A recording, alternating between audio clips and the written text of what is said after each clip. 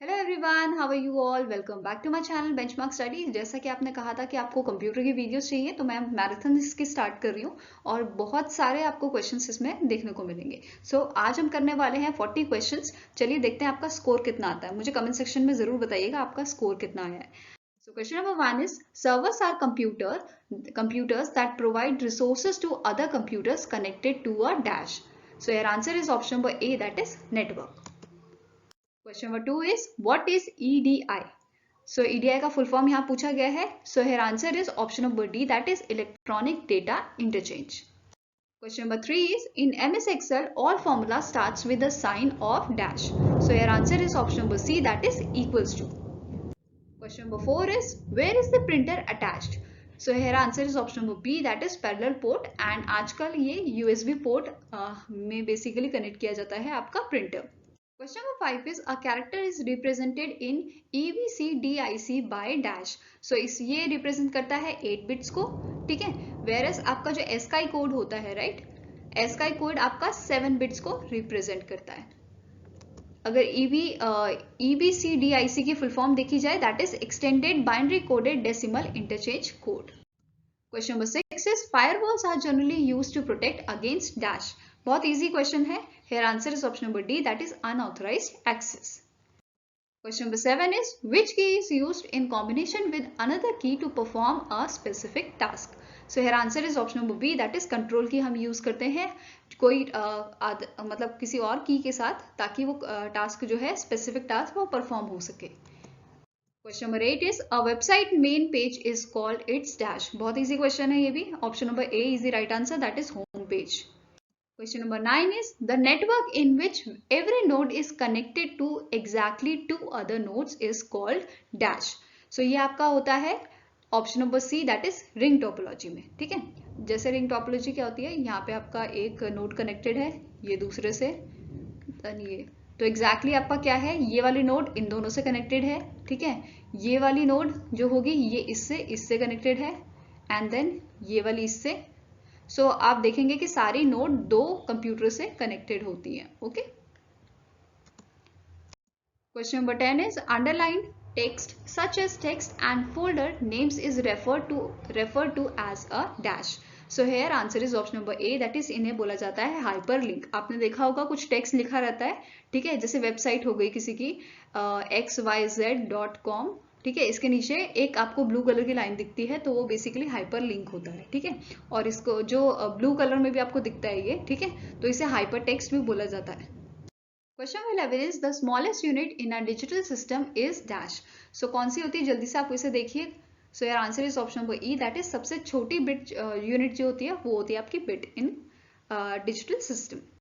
Question number 12 is which bar is usually located below the title bar that provides categorized options. So your answer is option number A, that is it is known as menu bar. Question number 13 is portrait and landscapes are dash. So ये क्या होते हैं, they are basically the page orientation, ठीक है। Portrait आपका ऐसा होता है एंड लैंडस्केप अगर बोले तो ये आपका इस टाइप का कुछ दिखता है। Question number 14 is dash refers to the unauthorized copying and distribution of software. So इसे बोला जाता है basically piracy. अगर सॉफ्टवेयर की हो रही है तो it will be known as software piracy.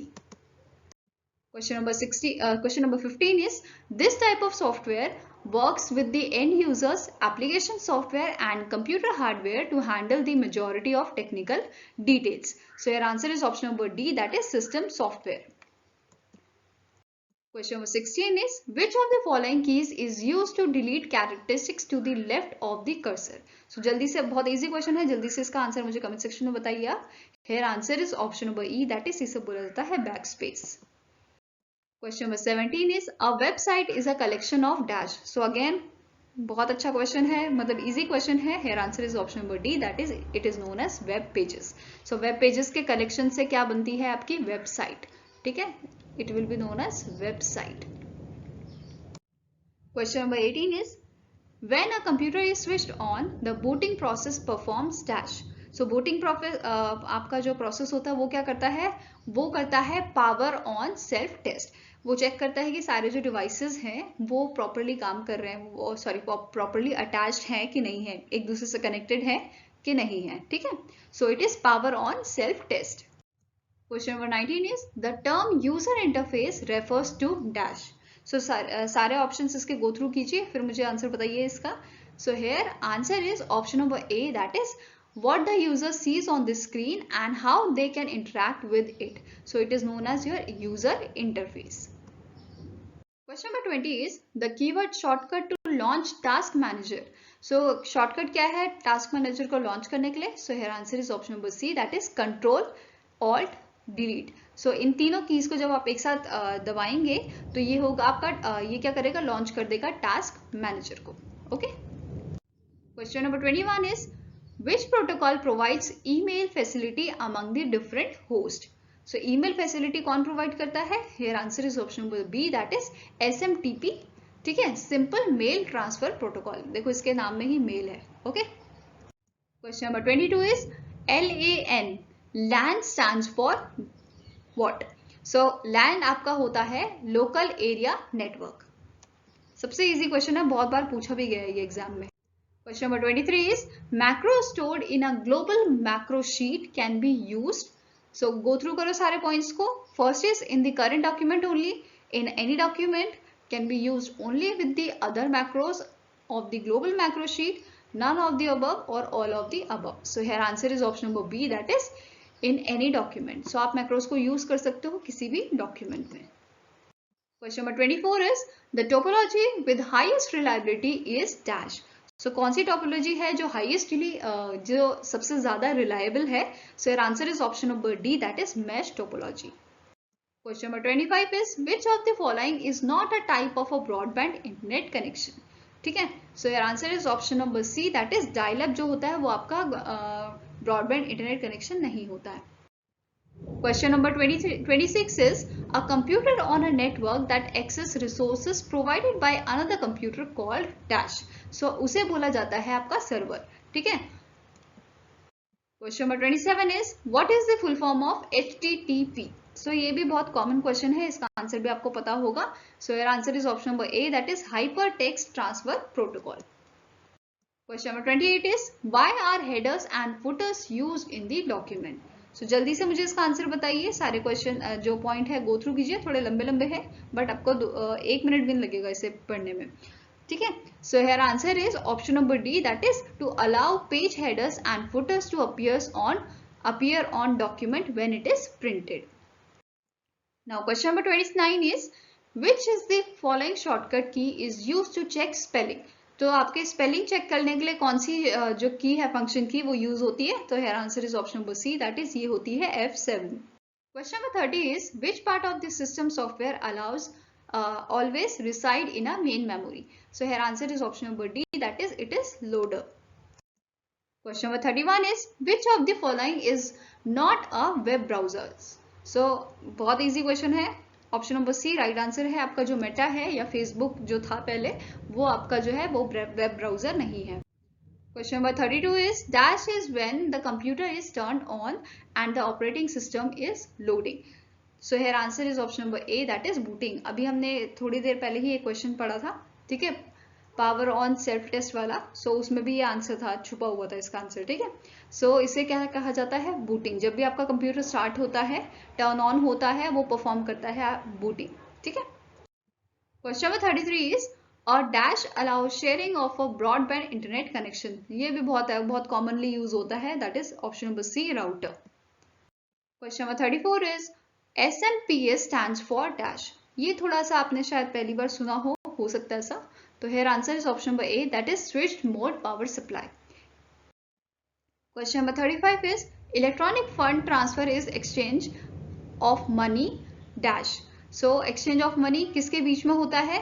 बहुत इजी क्वेश्चन है, रोजमर्रा की जिंदगी में आप सभी लोग करते होंगे या आपके मतलब आपके फैमिली मेंबर्स करते होंगे. Here answer is option number B, that is एक अकाउंट से आप जब दूसरे अकाउंट में पैसे ट्रांसफर करते हो इसे इलेक्ट्रॉनिक फंड्स ट्रांसफर कहा जाता है.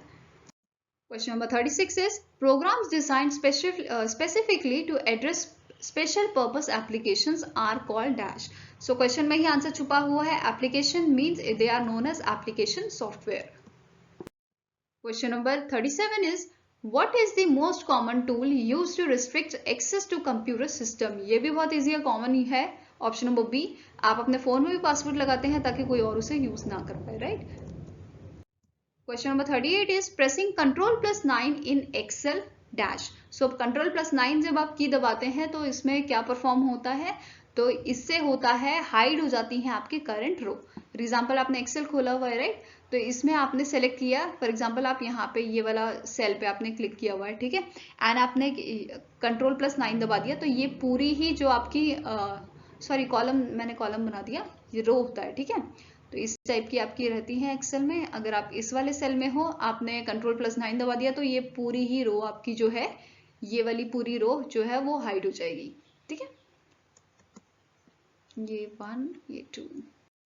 Question number 39 is which type of memory gets lost when you switched off? So ये भी again easy है. Question number B, option number B is the right answer, that is RAM. Question number 40 is in Windows ME what does ME stands for? So Windows ME में ME stands for, M stands for Millennium, right? So पूरा नाम क्या है इसका? Windows Millennium Edition. So guys आज का lecture यहीं finish करते हैं. मिलेंगे आपको नेक्स्ट वीडियो के साथ. Till then take care and have a nice day. And अगर कुछ सजेशन है आपके तो कमेंट सेक्शन में जरूर बताइए, या फिर आप हमें मेल कर सकते हैं benchmarkstudy007@gmail.com पे. सो गाइज मिलेंगे नेक्स्ट वीडियो के साथ. Till then take care and all the best for your preparations.